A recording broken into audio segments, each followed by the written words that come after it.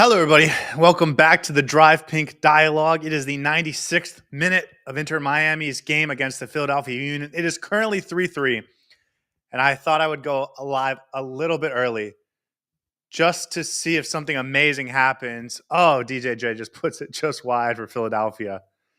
Inter Miami about to get the ball back. Let's see if they can do something magic here in their final possession. There should be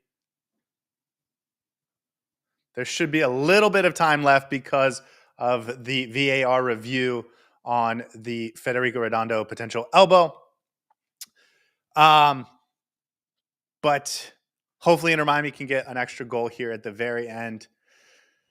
96th minute, yellow card for DJJ of Philadelphia. And they're going to call it there. Okay, Inter Miami 3-3. They salvage a draw at the death. Segovia, 94th minute, maybe 95th minute goal to get a 3-3 draw. Mistiano says, we are back. I'm not sure if I would go quite that far, but let's talk about it because I do think a goal at the end of a game can change how you feel about everything in this sport. I was thinking about what I was going to say when I came on here. And by the way, I'm your host, Scotty. Soar will not be joining us tonight. He is I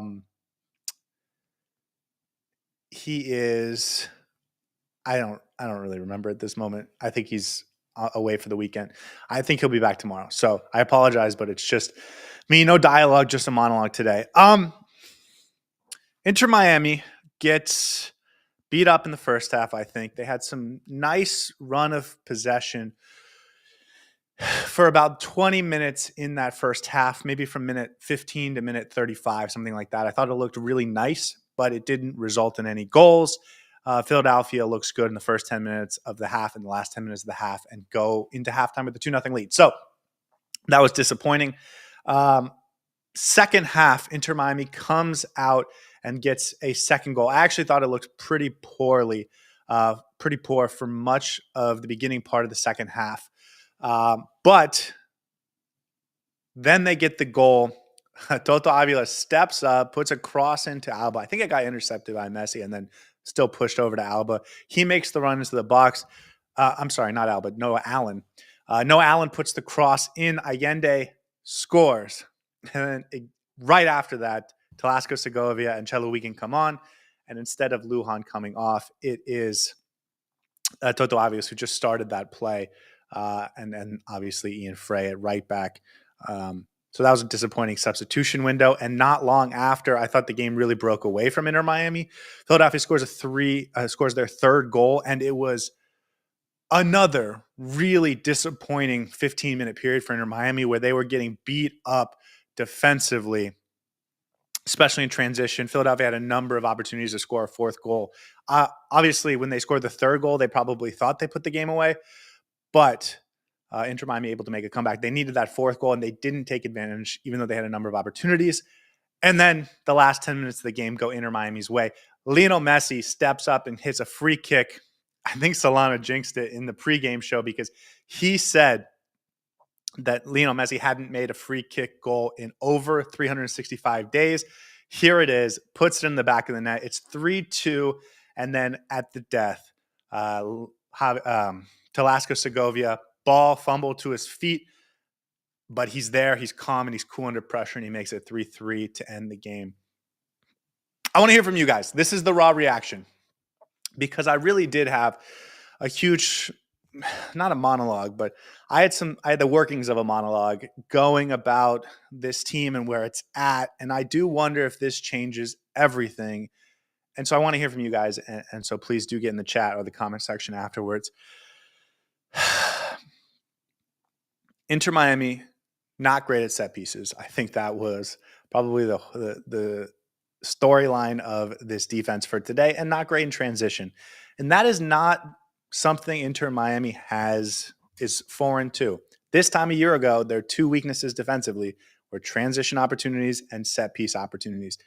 And they spent a lot of time with Tata Martino on the training ground practicing those set piece set piece defense, and they got much better at it by the time that second half of the season came around. They were much better. They were a much better set piece defense. This year, it seemingly got worse and worse, and that points in my head to a team that's not spending a ton of time working on the fine details of set piece opportunities and how to defend them, corners, etc. And so a couple of mistakes in set piece defense cost Inter Miami, ultimately cost them this game. The first goal, a nice shot, well placed by Quinn Sullivan to start the game. And then I thought it was a similar goal to how Telasco Segovia just placed it at the end of the game. Obviously, much different circumstances at that point. But Inter Miami ultimately able to prevail. The second goal, sorry, I'm rambling here all by myself. The first goal, I also thought Scotty probably could have done a little bit better on. We know he's not particularly quick. I do think a longer, taller goalkeeper, maybe a little quicker goalkeeper would have saved that. But the second one I thought was really bad, and that was Gonzalo Lujan just sort of jogging to clear it. Not a lot of intensity, and he gets beat to the ball by Michael Uwe, who taps it over, keeps it alive for Philadelphia, and then it's a goal for Tiber Rebo right before the half. That one was just a hustle play by Gonzalo Lujan. He's not athletic enough to not be going full force the entire game. So that was disappointing. Second half, and Yannick Bright gets injured in the first half. He comes out at the 40th minute, with what looks like a hamstring injury. Hopefully it's a week and a half hamstring injury and not a 6-week hamstring injury. But if you are Inter Miami, I feel like if he doesn't play again before the Club World Cup, which is in 3 weeks, I think that's okay. But if you miss him for the whole Club World Cup and you don't see him again for like 6 or 7 weeks, that would be really disappointing for Inter Miami. It would really push them back, especially in that tournament. But I do think we can assume he's not going to play on Wednesday night or next week with the nature of hamstring injuries. That substitution in the, 60th minute, I thought was really disappointing from Javier Mascherano, bringing on Cello Wiegand, who doesn't really offer much going forward, and taking off Ian Frey. I think that's not the right way to get back into that game. And as he was preparing that substitution, he was down 2-0. He needed offense, and you weren't going to get that by moving Jordi Alba back and taking Ian Frey off the field. In my opinion, I do think bringing Segovia on is a good decision to shake up how your midfield's going, but it's not the sub I would have made. And then obviously he takes out Tota Aviles instead of Gonzalo Lujan, and I thought that had a huge impact in the rest of the game. There was plenty of defensive transition opportunities that we had to defend, and Gonzalo Lujan is really weak in that aspect of the game. And we saw that again tonight. So I thought that was a really disappointing decision by Javier Mascherano as well. But sometimes this team is going to get away with it because of a little Messi magic, and that's exactly what they got in the 87th minute. So really down to the wire, set piece goal by Lionel Messi to get Inter Miami back in the game. And I do wonder if that Lionel Messi jumpstarting his game and maybe his portion of the season, maybe jump-started Inter Miami a little bit. And then Segovia with the equalizer in the 95th minute. Huge moment for confidence. And it means I get to save this monologue for another day, right? And hopefully to never use it. Okay, let's get to the chat. Circus Fun says, Gressel's 30-minute jinx, curse, hex, mojo. It's officially a real thing. When you rewatch the game clock at that time, we fall apart at exactly 30 minutes. Well, maybe it was broken today because after about 85 minutes is when we really kicked into gear. Missiano says, we're back, baby. I would say hold the horses on that. Miami King says, still bad. Sean Callahan says that game doesn't show anything once again.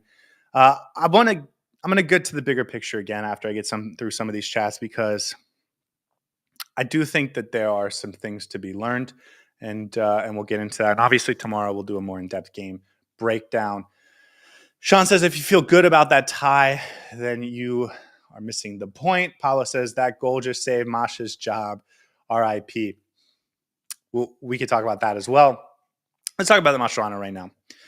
They didn't fire him last week. I said we should fire him last week after the Orlando City game Monday morning. They didn't do that. They're obviously not going to do that. They're going to vocally back him until the day they fire him. Really, the players came out and had something of a emotional reaction, and it was pretty evident in how they responded to last week's 3-0 loss to Orlando City. They talked a lot about personal responsibility. We heard from Yannick Bright. We heard from a lot of guys this week talking about how they have a personal responsibility to play better. Messi did his interview last week after the game. I think that was notable for a lot of the fans. And there was some sort of team meeting, players-only team meeting this week. And I was really worried that was going to have it put a lot of pressure on this game. And considering the opponent, who I do think is a really good team, I think you really put a lot of pressure on yourself to win this game. And if you don't come out and play really well, it all backfires, because the things that we're talking about here, Messi coming out and speaking to the media, players only meetings, these are like last resort type of tactics to get your team, to get more out of your team. And if it didn't work tonight, it would have, I think, been a real disaster from a mentality perspective. And it looked like going into the 86th minute that was going to be the case. And then they saved it. Lionel Messi had a moment of absolute magic. I mean, it's a beautiful free kick. And then Segovia with a really calm, collected shot into that top corner in the 95th minute to get the equalizer. He looked really nice in this game. Again, he's a player I do really like. I think we've struggled to find out exactly how to use him. As far as Mascherano, he's not going to get fired. He wasn't going to get fired after this game because they have another game on Wednesday and they have another game next Saturday. And because of the timing of getting a work permit for a coach, it wasn't going to happen. If it didn't happen last week, it wasn't going to happen until after the Club World Cup. So I don't necessarily think this changes much for Javier Mascherano. They play Montreal on Wednesday. If they play like they played for a lot of this game, that's not a guaranteed victory. And it needs to be. It needs to be 3 points. And then I think you need to have you need to have a good performance against Columbus next Saturday. But on the flip side, if you win comfortably against a bad Montreal team on Wednesday, and then you go get a 2-1 victory against Columbus, all of a sudden you got 7 points from these 9, and you're feeling better going into a massive tournament. You get a little bit of rest, and everything kind of resets, I think. So on the one hand, this didn't throw another, giant block on the weight of Javier Mascherano's back. But on the other hand, I think it only saves and delays all the expectations for another few days. Anton says a much better performance. Like I said to start off with, that there was 20 minutes in the first half where it looked how it should. They were in control of the game, dominating possession in Philadelphia's half of the field. And it felt like if you can start to score in those situations, which you should be, if you can turn 20 minutes into 60, into 80 minutes, you're going to score plenty of goals. And yes, there was an occasional moment where Philadelphia was going to hit in transition the other way, but I still think that's how Inter Miami should be playing, and you should trust your defenders, and you put your athletic defenders on the field to try and handle that when it does come, and you'll have much more success that way. You'll score more goals. And once you start scoring goals, you'll rebuild your confidence and your team can start spiraling upwards. So I thought there was positive moments, and I do wonder if we're heading in, I don't want to say the right direction, but I wonder if Javier Mascherano has found something with Ian Frey on the right and Jordi Alba on the left. It was much more of a 4-4-2 than I thought it was going to be in the pregame show. So still more tinkering, but I think considering the opponent, there were some really solid moments of play. And the other thing I wanted to give them credit for is they went down 2 goals and they didn't quit. And they've quit plenty of times this season when they've gone down 2 goals. And that's a scary thing to say out loud, but also it's true. And Javier Mascherano has even admitted that after the fact. So it was great to see them not quit. I also think Messi's sort of free kick goal is going, that type of thing is going to spark the rest of the team. When he plays well, the rest of the team is going to be sort of lifted up by it.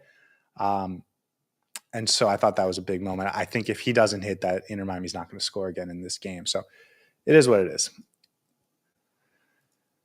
Missiana says, please, let's be glad they went goalless. Please, I'm not sure what that means. SD says, Lionel Messi, 1 goal, 1 assist. Messi is back. Sometimes seeing the back of the net can change everything for a player. And Lionel Messi has been in, I think, poor form for this team since the Vancouver series, I would say. And even though he's gotten a couple assists in that time frame, he hasn't had a real moment of magic. And I think this is the first time he's done that in quite some time, since maybe probably since that LAFC game that we saw some real Messi magic. And hopefully this can spark him for the rest of the season, really the rest of his time in Inter Miami. Anton says Gonzalo Lujan had some good moments. Here's what I would say is the scary thing. I think this was Gonzalo Lujan's best game at Inter Miami, and he still had a moment where he was entirely responsible for giving up a goal with that second goal, and I thought he got burned on a number of occasions in the second half. So I agree. I thought this was his best game in Inter Miami, and it was still not particularly good. Upcode says, honestly, this was a win. Gabriella, this was an entertaining game. Was it an entertaining game or just an entertaining last 10 minutes? Miami King says Suarez is the issue. Why does he play 90 minutes? Speaking of Suarez, he was poor again tonight. He was involved, I think, in some of the offense, but again, I agree with anyone that would say his play hasn't demanded the type of playing time he's gotten. Upcode says Lujan was good. No, I disagree. I disagree. And I think if you go back and watch him consistently, you'll see he gets beat for athleticism a lot. And again, you go back and watch that second goal, it is entirely his fault for sort of lackadaisically trying to clear it. He had a number of clearances in this game, and so I want to give him credit for that, but it wasn't a good performance. Certainly Todavilas outshined him by a lot. Missiano says exactly what this team, a draw is a win. Okay, let's get to that because this was going to be my monologue to start. Inter Miami has chosen to stick with this system and coaching staff and what they have. And I disagree with that decision, but they've decided to do that. And as a result, I think Inter Miami fans need to adjust their expectations for this team. And I have. I've spent the last week sort of dealing with the frustration of that, but I've come to terms with it that Inter Miami is an above average team until further notice. And for an above average team to go on the road and get a point at the number one team in the Eastern Conference, that's a big deal. And you should be happy with that. And I understand for a lot of Inter Miami fans, that's going to be hard because with Messi, we expect to win every single game. But that's not what this team is right now. And so if you change your expectation level, which I have, this is a good result. I agree with that.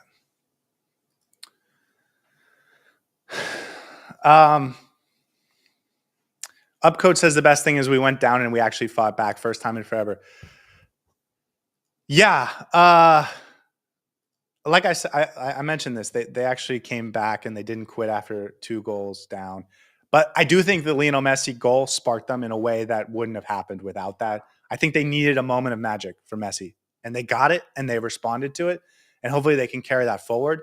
But I think it started with a spark. It wasn't like a ton of good play or fight that got them there. Anton says 3-3 at Philadelphia is a good result. I agree. Sean Callahan also says that 1 win in the last 8 still. Again, I don't think this changes much about the situation for Inter Miami. It only delays decisions. If they had lost to Philadelphia today 3-1, like it looked like they were going to do for much of this game, the Montreal game almost means nothing because you just expect them to win. And then if they go and lose to Columbus, you're talking about how this team is still really, really poor form. I think that if you can get a win against Montreal and then a result against Columbus, you are suddenly feeling better about it from a points perspective. But again, it has more to do with the performances, and I still don't think for 85 minutes this looked like a great performance. Sean says there's nothing to take away from this game. Yeah, well, I'll do the rewatch. I'm very interested to see what's translatable, because if you're going to rely on Messi hitting free kicks every game, you're right. That's not something we're going to be able to keep going moving forward every game. But I'm interested. I'm interested to watch it again. Paolo says Miami's talent brute forced this tie. I won't give Mascherano any credit. I think that's fair, and I think the substitutions in the second half, taking off Ian Frey and taking off Toto Aviles and leaving on Gonzalo Lujan, I thought were really crazy decisions to be made. Luis says clearly Mascherano has to sit down. Suarez, tired of all his complaining. Clearly the speed of Fafa and play Segovia opened things up. Clearly Messi needs to tell his buddy Suarez to sit down. Yeah, I'm going to wait for Sor to get on the mic about Suarez, because he's much more he's much stronger, much more strongly opinioned about Luis Suarez. But I agree with you. He wasn't good today. He wasn't good last week, and he needs to improve. If Messi is going to start improving and the offense is going to follow, Suarez is going to have to follow as well, or it's going to really stand out. Upcode says, watch it back. We played well aside from 3 dumb letdowns. I will watch it back. Rock says, as I said, Miami doesn't have depth. Yeah, I do remember that. I still don't agree with it, but okay. Tony says the Philly goalkeeper is horrible. He is a backup goalkeeper, so keep that in mind. I also didn't think our goalkeeper really lit himself in flowers. He had a couple nice saves, but I also thought he had a couple, especially that first goal, I thought he should have done better on. But it is what it is. Tony says it's a step in the right direction. Maybe. Hopefully the team can respond to this. The moments of magic can carry them. I really think this Lionel Messi goal changed the game, but can it change more than just the game? I think that's the big question for me. Upcode says our intensity in the box was not good on the 3 goals. That's absolutely true, and that's been something that's been concerning for a while. And Sor has been on this more than I have, earlier than I have, if I'll be totally honest with you. But that's something that you work on in the training ground. Technical discipline on set pieces is something that they should be drilling consistently. And it doesn't feel like they do, and they get worse and worse over the course of the season, especially as other teams are drilling it and they're getting better and better. And some of it is effort, some of it is want, and others is just knowing which man you have to pick up and following them and not getting blown off by this maneuver or that maneuver. It feels like they don't train it as much as they should. And the problem with that is it takes months of training to get it to catch up. Like, it's not something you can go from bad to good with a week of training. It really does take a long time to fix that. But, for Mascherano, and I do think that's probably Mascherano's fault as well, that's the type of thing that happens with a young coach, and I would expect him to grow from it. I would expect the team to start, really be working on their set-piece defense. But, again, you're already 4 months behind the 8 ball. Missiano says, played well. Nah, Philly was better. I agree with this. Just for the record, the XG was 2.83 XG for Philadelphia and 1.3 for Inter Miami. So Inter Miami outperforming their XG, which they do. But I really thought it was the Messi goal that changed everything for Inter Miami, and that's what sort of got them gave them the confidence that they could get the 3rd goal. David says Ustadi showed up with some good saves today. I agree, he had some nice saves. Upcoach says this was the best we've looked in a long time. I want to be careful about becoming a prisoner of the last 10 minutes of this game, because they were fun. They were awesome. It was awesome. No doubt about it. In fact, I went live after the Segovia goal. I was thinking about going live about a minute and a half earlier, just in case they scored something and you guys could have seen my reaction. But I was slow on the trigger, and so I missed it. I do wonder how much of this is translatable moving forward. I'm interested. Solid Rock says it's insane that we played Suarez 90 minutes. The Devin Knit. We need a leader on the defense, a confident workhorse in the middle, even though I don't rate Allende. I think we can get by with the attack if we fix other gaps. Here's the thing about the midfield, and what you see a lot is other teams win a lot of second balls. They feel like they're working really hard, and it feels like they're rewarded for their effort a lot. And when that happens in the central part of the pitch, it's easy to miss. But that's basically what it means when they say you're losing the midfield. And this happens to Inter Miami a lot. And the solution is to put a third midfielder on the field. I'm sort of trending towards that being the solution to a lot of Inter Miami's problems in terms of their possession and creating opportunities high up the field. But it's not the way they want to go right now. So Miami King says, why does Miami only play better when they trailed? I think it was just because Messi had a great moment, and that turned everything around. Thomas says, swap to more offensive from the beginning and fast players on. Fafa needs to start. We need to see Obando. Yeah, listen, Suarez got 2 games off and has played the last 2 games. I don't think he's made a meaningful impact in the last 5 or 6, if I'm being totally honest with you. Brad says, now we definitely need a midfielder. Those guys are on the team, by the way. Like, this doesn't mean you have to go out and buy a player. Benjamin Kraski can do that role as an 8. I'd be curious to see what Velasco Segovia can do as a true midfielder. David Ruiz is coming back soon, and I think he can be that guy. And I'm certainly missing someone. I think Baltasar might be able to be that guy, so I'd be interested. Solid Rock says, Frey was solid, but he took cello. I'm not sure what that means. Natalia says we managed We managed a draw. Good job on the other half of the team. Yeah. Listen, I do think there are positives, and Inter Miami fans should ultimately be happy with the final result. I do think that. We have to be honest that Frey had a bad game. I'll rewatch the game and we can talk about it tomorrow. I'll put it that way. The dude says Masha is still out. I agree with that. The Devin, even with the negative, we have the talent to still achieve what we want. We just have to be honest about the negatives and not bury our heads in the sand. Yeah.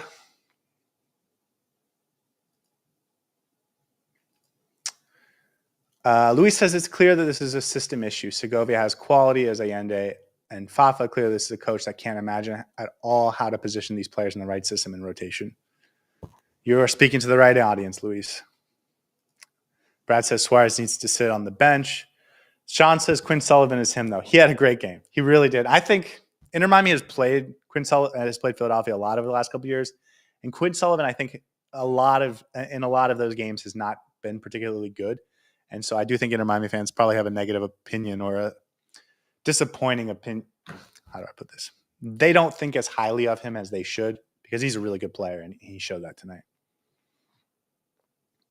Natalia says Mascherano still can't seem to figure out who should be taken out at the right time. I will say, in his defense, this is something he will improve on. The more games he coaches and the more he knows this team, I think that that's not a reason that he needs to be moved on. He's a young coach, and he will improve in those areas. But we have talked plenty of times about what the real issues are, I think.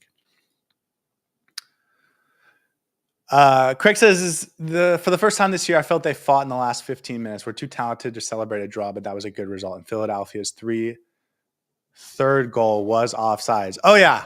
I didn't even mention this. Someone will have to explain to me how that third goal was onside because he was clearly off. And I don't know if they're counting a deflection or something, but it was obvious to me he was off. And so, yeah, to further your point, they fought, and that was good to see. I really do think that Messi free kick changed everything. I think if he doesn't score, then Inter Miami doesn't score again. I hopefully they can carry that through, though, into future games. Schroed says defenders look so lost all the time. Seba says Frey was the worst player on the pitch today. Craig says he's clear going to get time to figure things out. Philly's a good team, and we got 4 points from them this year. It's a good point. It's a good way to look at it. The dude says Lujan played pretty well, but he gave up that second goal for sure. Natalia says worried now that we're going to see more of Redondo with Bright injured. That Yanni Bright injury is going to be a problem for Inter Miami. JR says, let's talk about that shot from Messi. Beautiful. I don't know how to talk. Sometimes I don't know how to talk about Messi because it's like there's no normal words to explain it. It's just incredible. And so I do sometimes think and maybe both Soren and I on this show don't give Messi enough credit for the magic because it is hard for us to verbalize some of the things he does. And I'll just leave it at that because it was an awesome shot, an awesome goal, and I think it changed this game for Inter Miami. And it got them a point on the road to Philadelphia. Sebas says the second goal was 50-50 Lujan and Frey's fault. That is not how I saw it at all. Just 100% Lujan's fault. No doubt in my mind. Luis says, move Segovia to the middle, and clearly we need Busquets in the back to get this team organized. By the way, if you didn't notice it, Busquets does go to the back at the 78th minute. When Fafa Picot comes on, it was for Gonzalo Lujan. Lujan comes out, and Sergio Busquets goes to the back, and then we look better.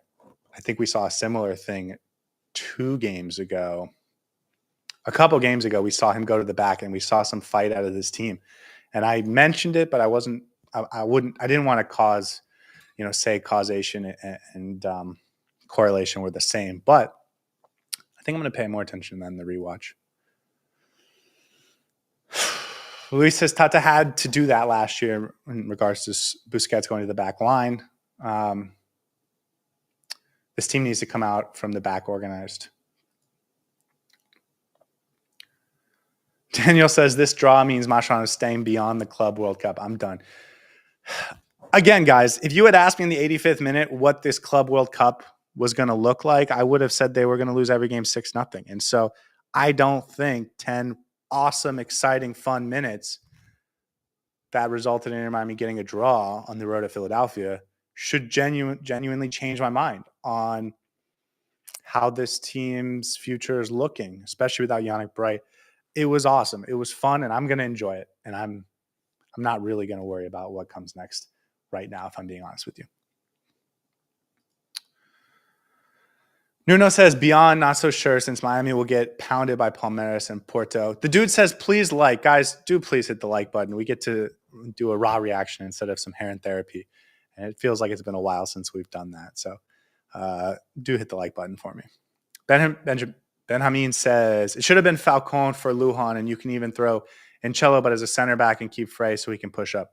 Yeah, I'm totally happy to try that. Falcon doesn't play in this game. He feels like he's lost a little bit of recognition in Javier Mascherano's eyes of late. He hasn't played as much. And so it's clear that Javier Mascherano doesn't just favor his guys. And it's clear that he is willing to take in a small drop in performance into account and sort of put you on the bench for it, which is what makes the Gonzalo Lujan thing all that stranger, all the more strange. There you go. All in Luth says, we need faster players. Everyone looks so dead. Yeah, I think if you had 3 men in the midfield that were all athletes, you would feel a lot different. I don't think it's that we don't have the players on the team. I think it's just the way we structure our lineups and our 11s and our formations that you have a lack of pace basically at every level. And so none of it looks particularly athletic or fast or, in a hurry. Seba says, how come Philadelphia's third goal wasn't called offsides? Someone else is going to have to explain that for you. Moxa said, would you take Modric for 1 year? I would. I know he's 39, but he is a different 39, still played a good amount of games with Real Madrid. This team doesn't have a talent issue, so okay, fine, bring him in. I don't really know if he's going to make a huge difference either way, if I'm being honest with you. I don't think this team has a talent issue. I think it's more about them not being put in a position to succeed. And I don't think Luka Modric changes that. I also don't think that's going to happen. I think that's just a bunch of Twitter accounts like tweeting pictures about it and someone sort of saying, oh, look, all these people are talking about it. It must be happening. It's not happening. Moxa says Allende would be a great 9. He's not good on the wing. He has a nice cross. He hits that ball hard and low into the middle of the park, into the middle of sort of the 6-yard box. I mean, it's a dangerous ball in that he has, but you're right. He can also be that guy at the end of the ball, inside the 6-yard box for the tap, and we've seen that recently. The problem is, how do you make all this work with Suarez? That's the big challenge that this Inter Miami team has, and when Suarez is playing poorly, you can't even really start to understand how it could work. And that's a challenge for Javier Mascherano. It's a challenge for his coaching staff. And it's really a challenge for Luis Suarez to start playing better because, listen, this team put up 3 goals and he wasn't really involved. I think that's probably says something.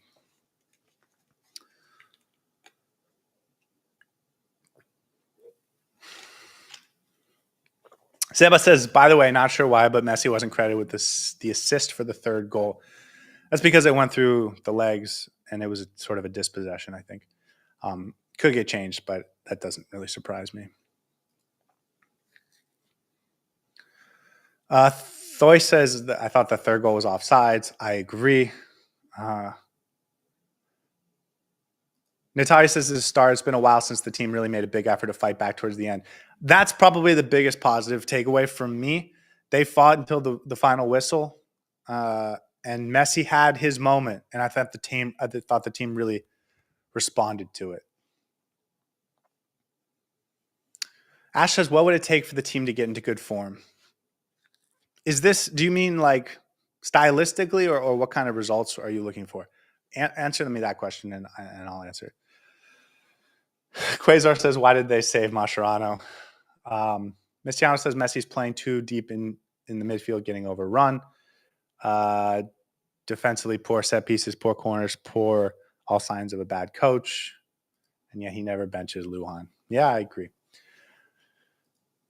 Henry says, being an away goal, we played well. Listen, I think that's true. Inter Miami played well for an above-average MLS team going on the road against against the best team in the league. And that's what they are, and that's how they played. And I thought if that's the lens that you take it through, this was a good result and a good performance.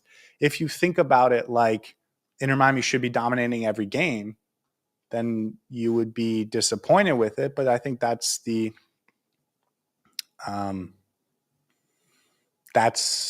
you have to decide where you want to be, and it will determine your frustration level. Ash says in response to what does it look like to get into good form?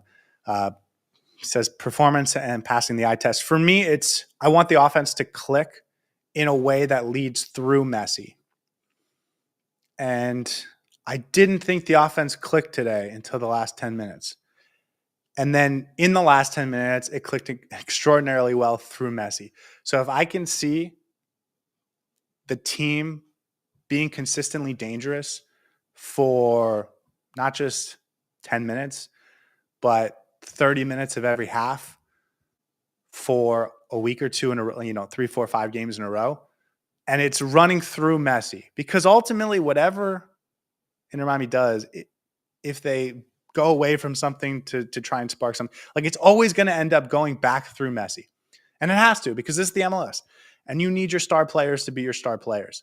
And he is the best player in the world. So until the offense looks consistently threatening through Messi, I think the offense is going to be in trouble. And I think as long as the offense is in trouble, this team's going to really struggle. But in the last 10 minutes, Messi steps up. He hits the free kick.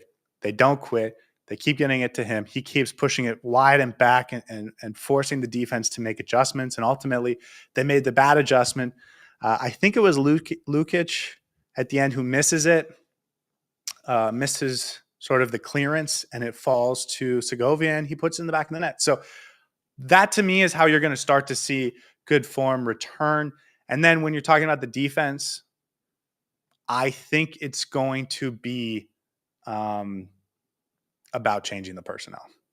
Like, I think we see Lujan too much. I really do. I think if you put Toto Aviles out there for all the minutes Lujan plays, this team looks dramatically better. And then after Aviles, it's Falcone. Like either one of those two. But the Lujan thing is insane to me. Soulfly says Inter Miami has gone so much lower than every team expects to win. Such a vast impression compared to last season. Yeah. Henry says we're still conceding silly goals. If we set that right, everything will go away. Yeah, but a lot of the defensive errors are either set piece errors, which they're clearly not training or working hard enough or emphasizing and prioritizing enough,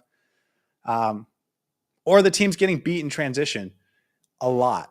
And that is something you're going to improve on if you put better one-on-one defensive transition defenders on the field. Sebas has 21 goals conceded in the last 7 games. Yeah, it's not good enough. But this is not a team that's designed or built to play great defense. It's a team designed to play great offense. And so you got to fix the offense first, and then you can start worrying about the defense. If you can figure out how to get the offense to be consistently dangerous and dominant, then you know what you have to base the rest of your team around. And so for me, it's like a start getting good offensively, figure out what it takes from the defense, from your fullbacks, from your midfield, from Messi, from the wide players, from Suarez. And then you can start to build a defensive plan around that. I think that's the way I think that's how this is going to solve itself if I'm sort of projecting forward. I think if you just get really conservative and you try and keep clean sheets, you're going to put your offense in a deeper and deeper hole. And that's not what this team is built to do because you have Lionel Messi on it. Okay, guys, I'm going to wrap it up there because I'm all by myself. And, it's hard to talk straight for 42 minutes. But please do me a favor, hit the like button. We will be back tomorrow with a full game breakdown. Sora will give his thoughts, and we will go from there. Guys, 1 point and a 3-3 draw. This is a good result, I think, for Inter Miami. Keeps everything afloat, keeps everything alive, and we still move forward. Hopefully, we get an easier game on Wednesday, and it's 3 points at home, and then we can sort of kick off from there. Anyways, guys, I will see you tomorrow. Have a lovely night. See you guys next time. Hey everybody, thanks for tuning in. Do us a favor and hit that like and subscribe button. Since our first viewer, sharing this with you all has been the very best part. So from the beginning until the end, thank you for being a part of this and have a wonderful day.